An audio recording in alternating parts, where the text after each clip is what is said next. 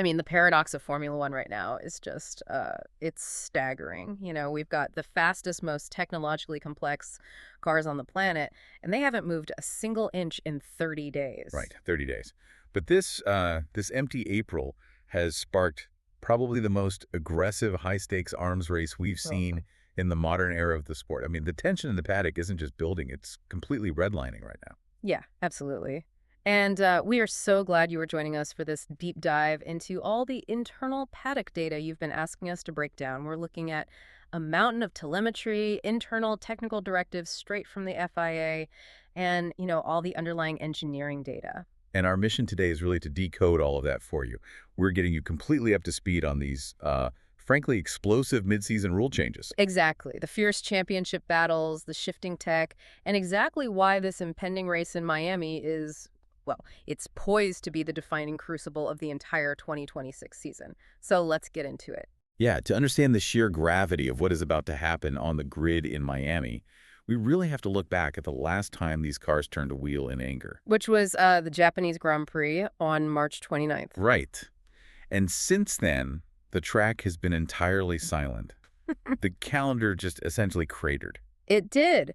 Looking strictly at the logistical facts here, the Bahrain and Saudi Arabian Grand Prix, which were both scheduled for April, were completely canceled. Yeah, the FIA and Formula One were monitoring the geopolitical situation with the outbreak of the Iran war, and they ultimately made the call to just scrap both Middle Eastern rounds. And we have to be clear, that was purely due to safety concerns for everyone involved in the massive logistical circus that is F1. Completely neutral, objective safety call. Oh, 100%. Safety is always the ultimate baseline. And because those events were scheduled so early in the year, and, moving F1 freight is a massive undertaking, there was simply no feasible way to organize replacement venues on such short notice. The circus just had to stop. But I have to say, looking at this from the outside, the conventional wisdom feels completely upside down right now.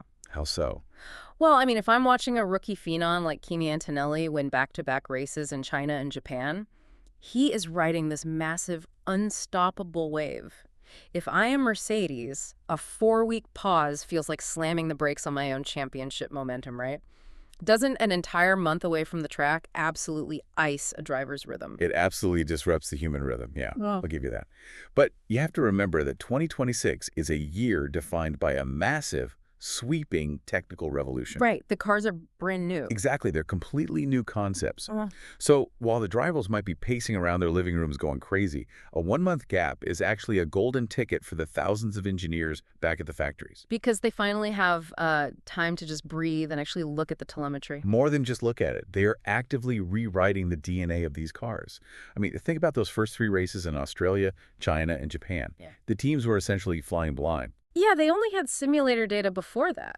Right. They had virtual wind tunnel data, sure, but real-world asphalt is chaotic. The factories at McLaren in Woking, Red Bull in Milton Keynes, and Ferrari in Maranello, they didn't take an April vacation. I bet they were sleeping under their desks. Pretty much. They've been running 24 hours a day, taking millions of real-world data points from those early races, feeding them into their supercomputers, and just aggressively recalibrating their aerodynamic packages. So they essentially built an entire mid-season upgrade over a 4-week sprint? That's insane. It is, which means the cars rolling out of the garages in Miami are not the same machines that raced in Suzuka. And thank goodness for that. Seriously. Because those early 2026 cars proved to be a wild and sometimes highly dangerous ride. I mean, a 50G impact changes your priorities instantly. Yeah, the sport received a massive wake-up call in Japan. The Oliver Bearman and Franco Colapinto incident, that crash was it was the inevitable boiling point of these new 2026 regulations. It really was. And we need to unpack the underlying physics of these new cars to understand exactly why that happened. Let's do it, because the changes this year are staggering. The FIA downsized the cars, they have a shorter wheelbase, they are significantly narrower, and they dropped, about 30 kilograms in weight? Yep, about 30 kilos. Yeah. But the headline, the thing that completely rewired the racing, was the death of DRS. Right. The drag reduction system on the rear wing is entirely gone, just history. Gone. And it has been replaced by Active Aero. So the drivers now manage 2 distinct aerodynamic profiles on the fly. Which sounds like a video game. It really does. They have straight mode, which physically trims out both the front and rear wing flaps to just shed drag and maximize top speed. And then entering a braking zone. The snap into corner mode, That re-engages those flaps to violently press the tires into the tarmac for maximum downforce. But while the active aero is fascinating, the true monster here, and the direct cause of that Suzuka crash, is sitting under the engine cover. The power unit. Yeah. The power unit regulations were torn up and completely rewritten for this year. It is now a strict 50-50 power split between the internal combustion engine and the electrical battery system. And the most critical change in that power unit was the absolute removal of the MGU-H. The motor generator unit heat? The piece of tech that used to harvest continuous electrical energy straight off the exhaust turbo. Exactly. And removing the MGU-H completely changed the heartbeat of a Formula One car. In the previous era, the MGU-H provided this smooth, continuous trickle of electricity. It acted like a buffer, right? An invisible smoothing mechanism. Spot on. Without it, the cars rely entirely on the MGU-K, the kinetic motor on the rear axle. So energy recovery is no longer smooth. It is incredibly spiky. Meaning you're either all in or all out. Right. You are either dumping a massive surge of power, or you are acting as a giant dynamo trying to violently claw back kinetic energy from the rear wheels just to recharge the battery. Which sets up that terrifying speed differential we saw in Japan.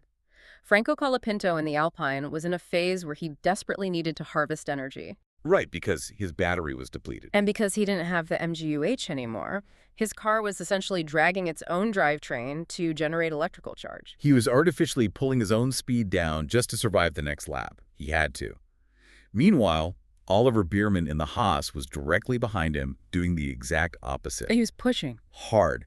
Biermann was deploying maximum electrical output.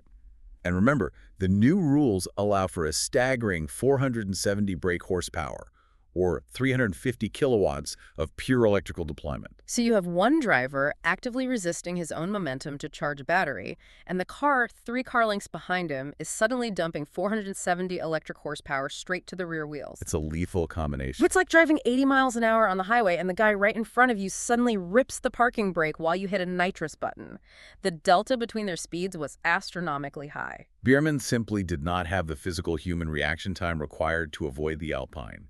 He slammed into the back of Colapinto, triggering a horrific 50G crash. Which is just terrifying to watch. It was a brutal, undeniable reminder that while these cars are lighter and theoretically more agile, the raw physics of these spiky electrical deployments can create lethal closing speeds. And the FIA couldn't wait until 2027 to fix this. You simply cannot arrive at a high-speed street circuit like Miami with software that creates 50G rear-end collisions. No, absolutely not. They had to tear up the rulebook during the April hiatus. Which resulted in intense, closed-door crisis meetings between Formula One management, the FIA, and all the engine manufacturers. They had to execute mid-season software surgery. And the core of that surgery revolves around a massive tweak to a concept called super clipping. Okay, yes. According to the internal directives we're looking at, the FIA has officially increased the super clipping limit to 350 kilowatts. But let's actually explain the mechanism here, because the term itself sounds incredibly counterintuitive. It really does. How does a driver charge a battery while staying flat on the throttle? It basically comes down to managing excess energy. When a driver is pinning the throttle down a long straight, the internal combustion engine is spinning at maximum RPM. Right. At certain speeds, the combustion engine is actually producing more raw mechanical torque than the rear tires can optimally put into the ground without just spinning out. So there's wasted energy there. Exactly. So superfleeting takes that excess mechanical energy from the engine, diverts it through the MGU-K, and turns it into electrical charge for the battery. So the engine is basically multitasking. It's driving the wheels and acting as a heavy-duty generator simultaneously without the driver ever having to lift their foot off the gas. Exactly. And by bumping that super clipping allowance up to 350 kilowatts for Miami, the FIA is aggressively trying to kill the lift and coast driving style. Oh, thank God. Right. In Australia and China, drivers were lifting off the throttle hundreds of meters before the actual braking zone just to save energy. It was horrible to watch. It made the racing feel tedious and just overly calculated. It did. By allowing the cars to harvest massive amounts of energy while the pedal is still to the metal, drivers don't have to coast. They can push hard all the way to the breaking point. And beyond the energy harvesting, the FIA also patched the way drivers actively use this power to fight on track. Because DRS is gone, we now have 2 distinct deployment modes, boost mode and overtake mode. And the distinction between those two is vital for understanding the race strategy now. Boost mode is your baseline tactical energy. Like a standard push. Yeah, the driver can trigger it anywhere on the track at any time to defend a position or just gain a few tenths out of a corner. Overtake mode, however, is the direct replacement for DRS. Right, the big guns. Exactly. It delivers a massive, highly concentrated surge of electrical violence. But the catch is that the software only unlocks overtake mode if you are within 1 second of the car ahead of you. Which forces you to earn it. Yeah. And there is also a very specific safety patch being introduced on the starting grid in Miami, directly related to the MGU-K. Yes, the auto start feature. Stalling an F1 car on the grid with 19 other machines accelerating towards you is, frankly, one of the most dangerous scenarios in motorsport. It's every driver's worst nightmare. Absolutely. So the new software dictates that if the internal combustion engine stalls out on the grid, the MGU-K will instantly and automatically engage. It uses electrical power to physically propel the car forward and out of harm's way. That's incredibly smart. So when you look at all these technical directives holistically, the increased superclipping, the overtake mode proximity unlocks, the active aero, the philosophy of the sport is radically shifting. Which total paradigm shift. The FIA is forcibly dragging the racing away from tedious battery management and demanding a return to aggressive, flat-out driving. They want these drivers pushing the limits of the tires and the brakes, not acting as accountants managing a battery ledger. On a track like Miami, they want to see someone use overtake mode to absolutely dive bomb the inside of a corner. Which brings us to the human beings strapped inside these cockpits. Because when the rules pivot to favor pure, unadulterated aggression, the tension at the top of the championship standings becomes explosive. Oh, it's already explosive. We have to talk about the internal war at Mercedes, the Silver Arrows. On paper, Mercedes is sitting comfortably. They are dominating the Constructors' Championship with 135 points. But inside that garage, the atmosphere is razor thin. It is incredibly toxic right now. Yeah. You have KIMI Antonelli, the rookie sensation, leading the entire World Championship with 72 points after incredible victories in China and Japan. Which nobody predicted would happen this fast. Nobody. And sitting directly across the garage is George Russell, the veteran who waited years to be the undisputed #1. He's currently in second place with 63 points. The pressure on him must be immense. Toto Wolff is actually publicly comparing this dynamic to 2007. Yeah, the legendary team-fracturing battle between Fernando Alonso and a rookie, Lewis Hamilton. And that comparison isn't just PR hype. It is a very real warning. It's a huge warning. To understand this rivalry, we have to look at the immense cognitive load demanded by the 2026 cars. You aren't just steering and braking anymore. You're practically flying a fighter jet. Literally. You are managing active aero toggles, monitoring super clipping algorithms, balancing brake bias against the new electrical harvesting, and deciding exactly when to dump 470 horsepower all while pulling 5 Gs through a corner. So the big question is, does Russell's veteran status give him the edge in processing all that data? Or does Antonelli's raw, youthful reflex speed win out? Well, raw speed can win you a chaotic race early in the season. Antonelli has proven that. But knowing how to meticulously configure a mechanical setup that correlates perfectly to the simulator data, and knowing how to manage that cognitive bandwidth over a grinding 57-lap race. That takes experience. That requires a veteran's processing power. Russell's ultimate weapon against Antonelli isn't necessarily a faster lap time. It's his capacity to work with his engineers to outthink the rookie over the course of an entire weekend. But Mercedes can't afford to just fight each other, because Ferrari is lurking right behind them. The prancing horse sits in second place with 90 constructors' points. Yeah, very close. You have Charles Leclerc with 49 points, and Lewis Hamilton wearing Ferrari red, which is still wild to say, with 41 points. And the internal data makes it clear Ferrari isn't arriving in Miami empty-handed. Not at all. Ferrari utilized every single hour of that April hiatus. They are bringing a massive power unit upgrade specifically engineered to exploit the new 350 kilowatt super clipping directive. The underlying engineering here is fascinating. The paddock consensus is that Ferrari already possesses the superior internal combustion engine. I mean, their V6 is an absolute powerhouse. And that is their strategic lever right there. If Ferrari's new upgrade allows them to harvest and deploy electrical energy as efficiently as Mercedes while maintaining that superior top-end combustion power, the whole math shifts. Right, they bridge the gap. They can use the sheer force of the V6 to overcome the aerodrag, deploy the battery at the optimal moment, and leapfrog the Silver Arrows. And the ultimate proving ground for that exact strategy is the Miami International Autodrome itself. The perfect track for it. The circuit wraps around Hard Rock Stadium in Miami Gardens. It's 5.41 kilometers, 19 corners, and it possesses a split personality that is going to ruthlessly punish any team that gets their setup wrong. The track layout is a nightmare for the engineers. Just a total nightmare. You have three massive, sprawling straights where Ferrari's upgraded power unit and super clipping efficiency will theoretically dominate. But immediately following those high-speed blasts, the drivers have to slam on the brakes and navigate the agonizingly slow, highly technical section between turns 14 and 16. Yeah, that tight little chicane under the overpass. Exactly. You need a car trimmed out for bullet-like straight-line speed, but you also need maximum mechanical grip to survive the slow-speed hairpins. It demands a perfect compromise. And if you don't get that compromise right, the tires just melt in the Florida heat. But the true danger of this weekend isn't just the track layout, it's the format. Because it is a sprint weekend. This is where the pressure cooker finally bursts. Because it's a sprint weekend, the teams do not have 3 practice sessions to dial in these incredibly complex 2026 machines. They don't.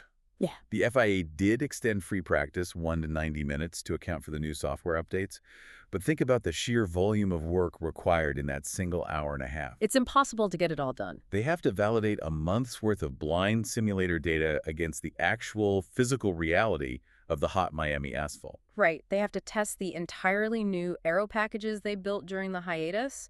They have to run the brand new super cutting software to ensure the engine doesn't misfire while harvesting at 350 kilowatts. And they have to balance the active aero transition between straight mode and corner mode on a track they haven't driven in a year. And the clock is ticking mercilessly because the second that 90-minute session concludes, the cars enter sprint qualifying. And at that exact moment, Parc Fermé regulations lock in. Which means no more tinkering. None.